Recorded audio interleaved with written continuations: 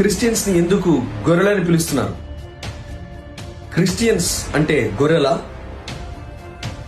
Thank you మమ్మల్ని గొర్రెలుగా పిలుస్తున్నందుకు. అసలు ఎందుకు గొర్రెలుగా పిలుస్తున్నారో తెలిస్తే షాక్ అవుతారు.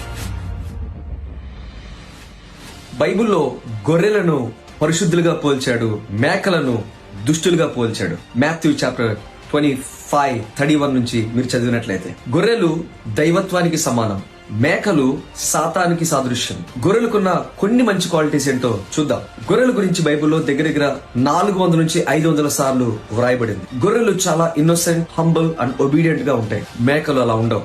గొర్రెలు తన షెపర్డ్ చెప్పే మాటలు వింటాయి, షెపర్డ్ తీసుకెళ్లిన దారికి వెళ్తాయి. మేకలు ఇష్టం వచ్చినట్టుగా వెళ్ళిపోతాయి. గొర్రెలు కేవలం గడ్డి మాత్రమే తింటాయి, మేకలు గడ్డితో పాటు అన్ని తింటాయి. విషపూరితమైనవి కూడా మేకలు తింటాయి. దైవ గుణాలు కలిగినటువంటిది గొర్రె, సాతాను యొక్క లక్షణాలు కలిగి ఉన్నటువంటిది మేక.